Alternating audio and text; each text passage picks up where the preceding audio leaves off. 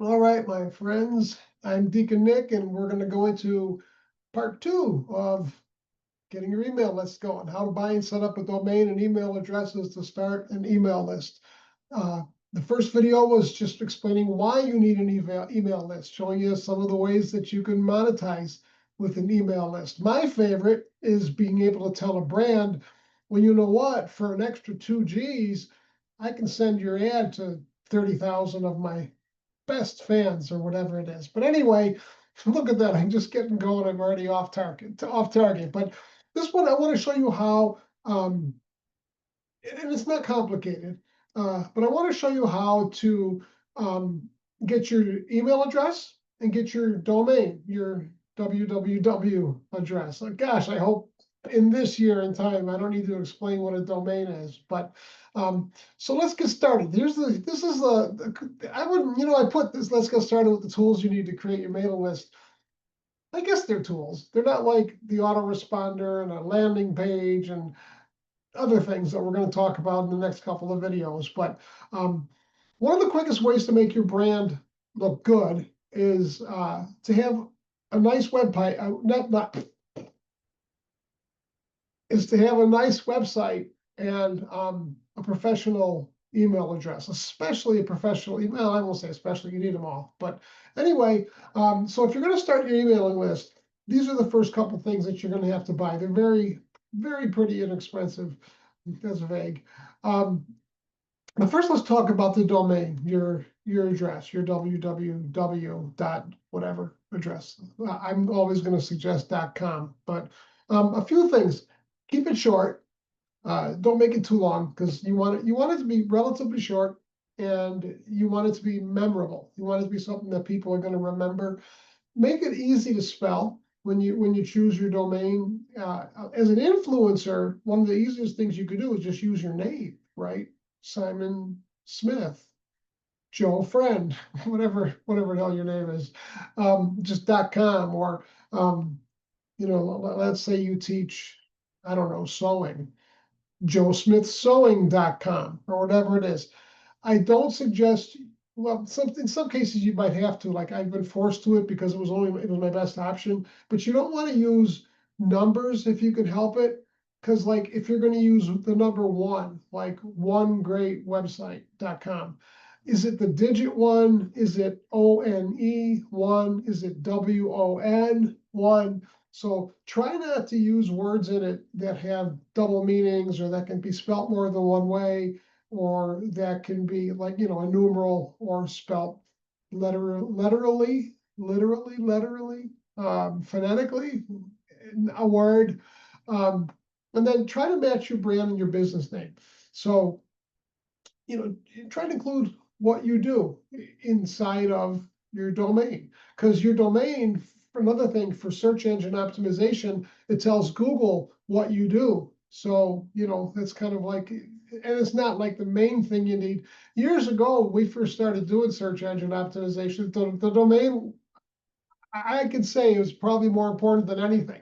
Like if you would be the first person to get, I don't know, Dallas concrete restoration, you'd probably be number 1 on the first page of Google when somebody searches for concrete repair, because the name was that important. Now there's gazillions of them, so it's not as important anymore to Google. And Google finally realized that people would game them, And so anyway, try to match it to your business name. It's a good idea to put what you do, what you specialize in, what it is you talk about, what's your niche, what niche are you creating for? But you don't have to, right? Just be creative, keep it short, make it easy to spell. I highly suggest you get a .com. .net maybe, if because nowadays it's really hard to find a good domain. You see a lot of .ais these days, .io, .co, but, and maybe it's just that I'm a little old fashioned. I just think it's always going to be easier for people to remember .com. So you use your own judgment, right? It's your site. But now here's where we're going to go. There's 1,000 places you could buy a domain. I prefer Namecheap over everything. I won't say it's the best. It's just what I've used for a long time. I know how it all works. I like it. But you can go to GoDaddy and get your domain, Namecheap, Hostinger. There's so many, right? So when you go to the site, I'll just show you. I'll go to Namecheap here. Namecheap.com. And again, I just use Namecheap because I like it. And it's going to say register a domain to start. So do a search. I got all my little pop-ups coming up here, right? But do a search. So let's say your name is Julie Andrews and you teach singing. So let's see, can we get Julie Andrews singing? Andrews singing? Probably not. Watch, it'll be available. Oh, look at that. Julie Andrews singing.com. $11 for the first year. I wouldn't think that's available. I wonder if just Julie Andrews is available. You can go down a rabbit hole and play with this for a long time. No, okay. JulieAndrews.org is available for $2,000. JulieAndrews.net for $1,200. Sometimes you'll see some nutty numbers, like tens of thousands of dollars for really popular ones and stuff like that. But that's really what you're going to do. You're just going to go to the site and start. And you might have to sit there a while. You might have to be creative. You might have to add like the something to get what you want, or just I've used easy, which isn't good, right? I found that out the hard way. I had one easy idea. Oh, was that stupid? ONE could be one, the number, or ONE. Easy could be EZ or EASY. It was a stupid mistake, but I used it for many years. One easy idea. But so go to GoDaddy, go to Namecheap, go to whatever it is, and you just do a search and spend some time, seeing what you could find. Sometimes you can't think of something. If you can't find anything good, just let it go. Think about it in the back of your mind for a day and come back to it. But they're cheap. They're about 10, $15 a year, unless you're buying something that's crazy. Just add it to your cart, register, and like I said, be cautious using other extensions than .com, but that's totally up to you, right? And you might have a reason, the type of niche you're in or whatever. It might give you a good reason to use something different, but that's just me. So now once you've got your domain, and remember, whatever domain you get, that's what your email address is going to be as well. I mean, you can get more than one domain. Like, let's say it's raining outside, right? And you talk about rain, you're a weatherman. You can get like rainingoutside.com for your website, and then you can get raininginside.com for your email, or rainingoutsideemail.com. I don't know why, but I've seen, like, that's one thing I've seen working with businesses. I'll get a new business client, like a brick and mortar business, and they'll have a different domain for their website than they will for their email. And I want to ask them, what were you thinking? But anyway, so let's say you're a singer, your name is Julie Andrews, and you paid your $11, you got JulieAndrewsSinging.com. That's your website address. Now you're going to get an email. So maybe you're going to get Julie@JulieAndrews.com singing, JulieAndrewsSinging.com, or support@JulieAndrewsSinging.com. And the prices for emails are pretty cheap. You can get like 3 emails for about $50 a year or less. Shop around a little bit if you want. Again, I just use Namecheap, even if it might be a little more. I'm sure it's more expensive than some and cheaper than others, but I suggest you get your email at the same place you buy your domain.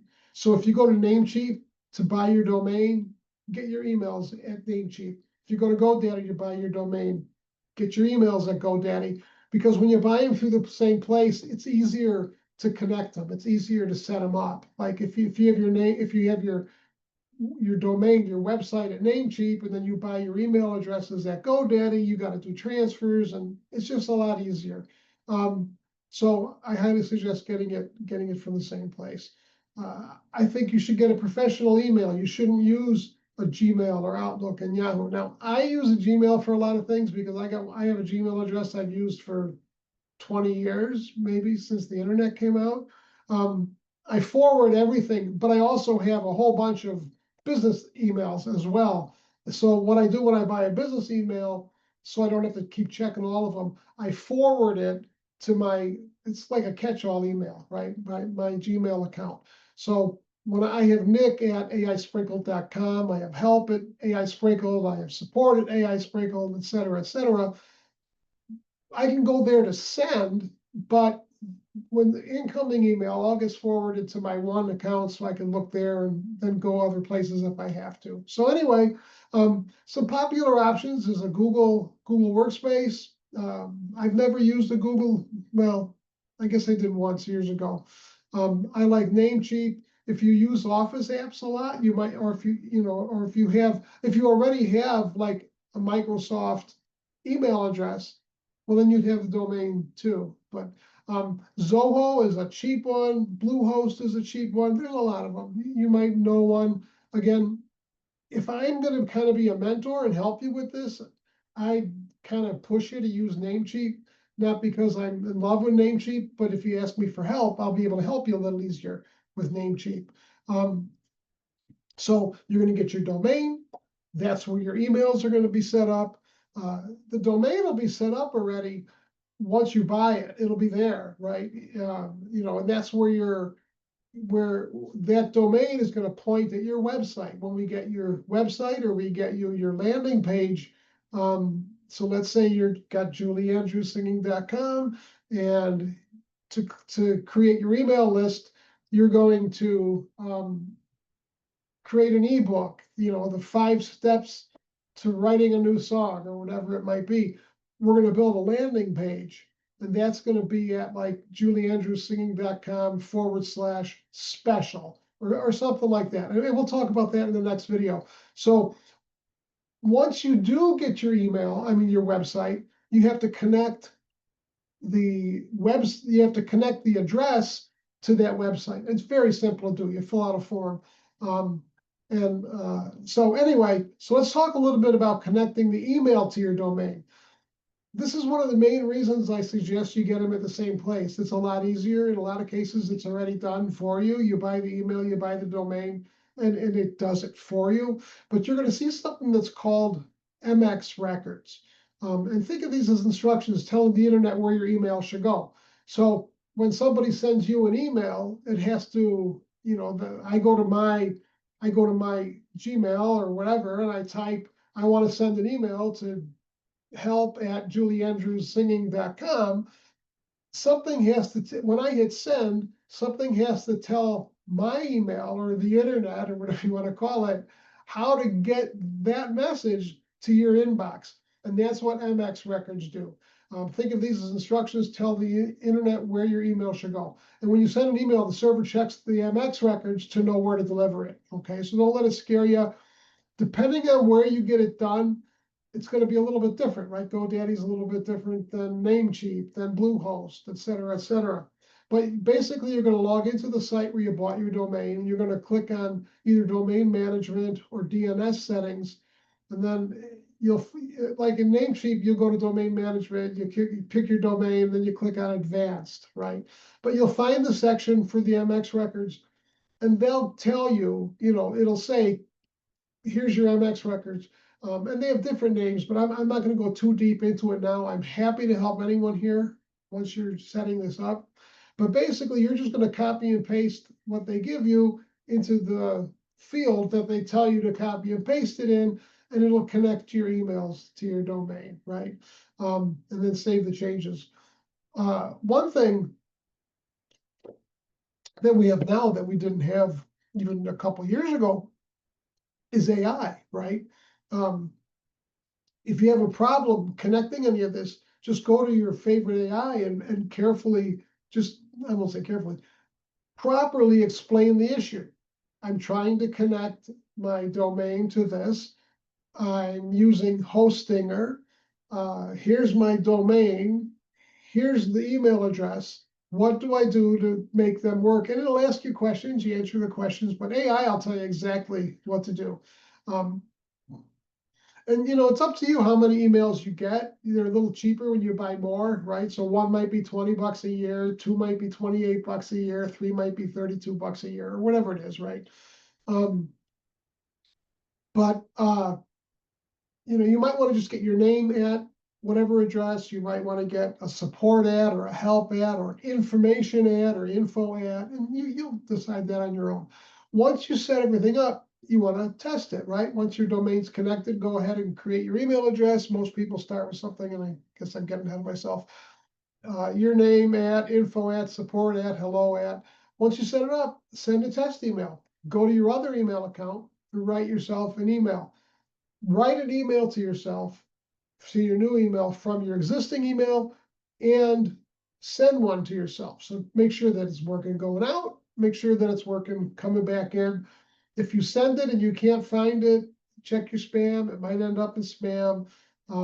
Just make it a real simple one. And again, if you're having problems with your emails landing in spam, post it in the chat and we'll help you out. Final setup tips before you wrap up. A few quick pro tips. And again, you'll look so much more professional if you've got a real email address. There's even nowadays there's like software that they'll give you a free trial, but if you try to sign up with a .yahoo or a Gmail address, it won't let you. It'll say you can only sign up with a business email address. But anyway, add a clean professional email signature if you want. For many, many years, I didn't use a signature. I use one now a lot of times.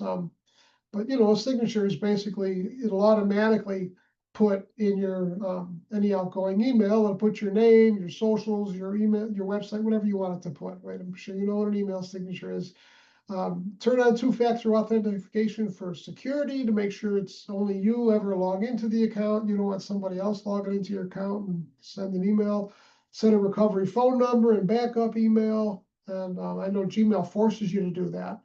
Add your email to your phone and computer so you never miss messages. And like I said, consider forwarding. So this is like the tech stuff that you're going to need. This is the only stuff. If you're going to use our software, the AI sprinkled white label, the Go High Level software that we offer, everything else will be found in there. It'll create your landing pages. It'll create your website. It'll send all your emails. It'll give you an AI and let you start a store there if you want. It'll do all kinds of stuff. But these are things you can't get through our program. You need to go get your domain and get an email address, and you're set up to go. And that's it. You now have your own domain and a real business email address. One of the most important steps in looking professional online. You're close to creating your email list and your followers. Thanks for watching. Go down to the next video. The next step, I believe the next video is lead magnets. And that's creating your offer, right? That's the thing. We want to make it so good that it's like a no-brainer for people to see it, for your fans to see it and say, oh, I want that. And that's going to get you cranking and get your email list started. So I'm Deacon Nick. Thanks so much, guys. If there's anything I can help you with, please reach out. If you have any questions about any of this, post it in the comments and we'll get going. Deacon Nick, out. See you later. Thanks for being here. I appreciate you. Bye-bye.